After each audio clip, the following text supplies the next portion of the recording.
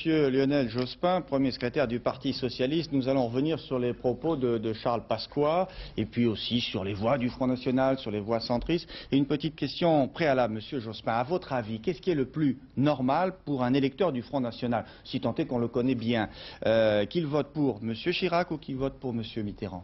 Je peux vraiment absolument pas m'exprimer à la place d'un électeur, à supposer qu'il n'en existe qu'un du Front National. Je ne sais pas. Je peux pas en tant qu'observateur politique, aucune idée? Non.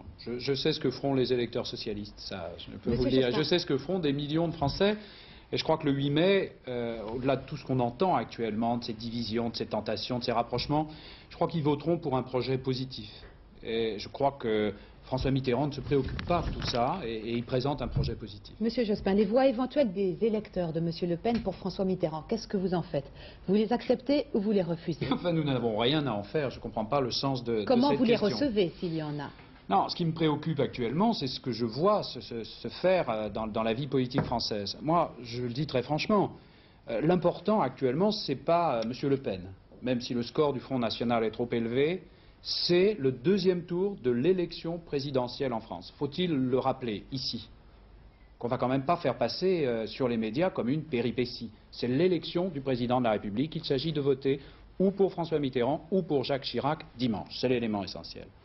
Le 1er mai, hier, n'a pas été occupé que par M. Le Pen. Il a été occupé par les syndicats, il a été occupé par les jeunes, et heureusement, qui étaient d'ailleurs beaucoup plus nombreux dans Paris. Moi, ce qui me préoccupe, c'est ceci. Je ne voudrais pas qu'on assiste en France à une déstabilisation politique dans certaines forces, y compris une déstabilisation à droite, dans les partis de droite classiques.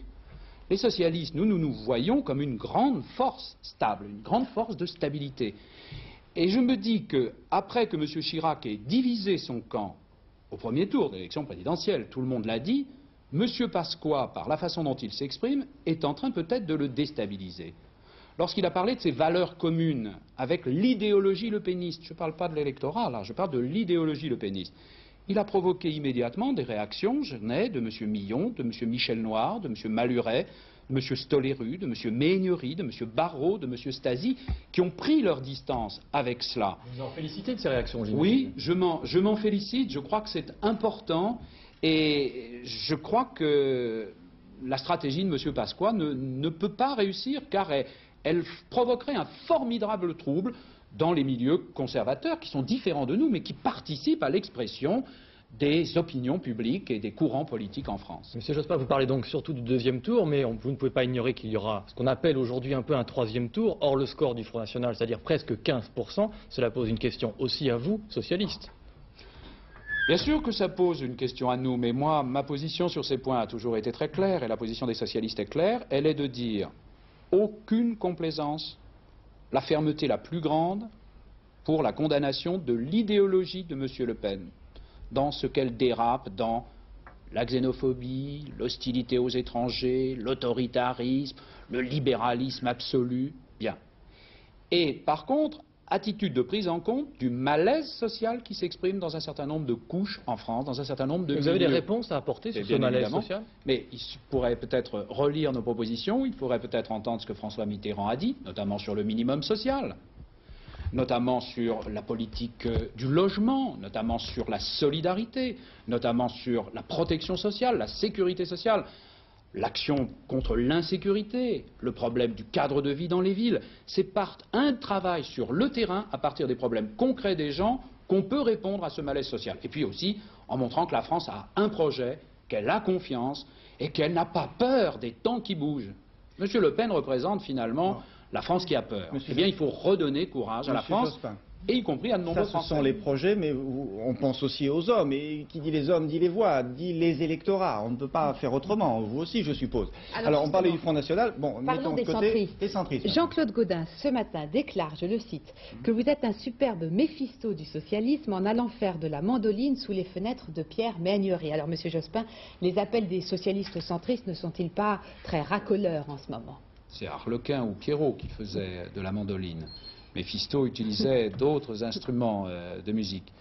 Méphisto, bon, on dit que c'est le diable, mais c'est aussi un peu la connaissance, quoi. Bon, oublions cela, M. Gaudin est peut-être pas un spécialiste de la littérature ou de la philosophie.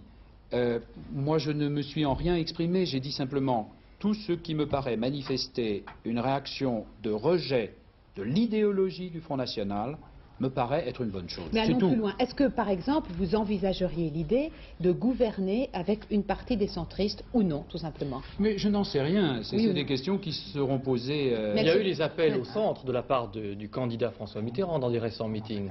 Mais des appels à des millions d'hommes et de femmes qui effectivement veulent se rassembler sur un projet positif et qui ne veulent pas d'une espèce de connivence avec l'idéologie extrémiste. Ça ne va pas plus loin. Nous sommes dans l'élection présidentielle, nous voulons rassembler cette majorité. Ce que feront un certain nombre d'hommes et de femmes qui se réclament du centre, quand ils critiquent M. Pasqua sur ce plan, je trouve qu'ils ont raison. Feront-ils plus? Nous le verrons. Et s'ils font plus, nous en tiendrons compte.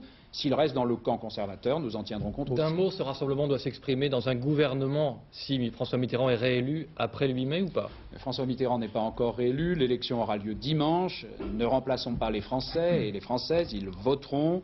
Ces questions devront être examinées à partir du 8 mai. Et c'est François Mitterrand qui aura à prendre les initiatives s'il est dans l'hypothèse que vous avez choisie. Vous souhaitez cette initiative? Je souhaite l'hypothèse de la victoire de François Mitterrand. Merci, Monsieur Jospin.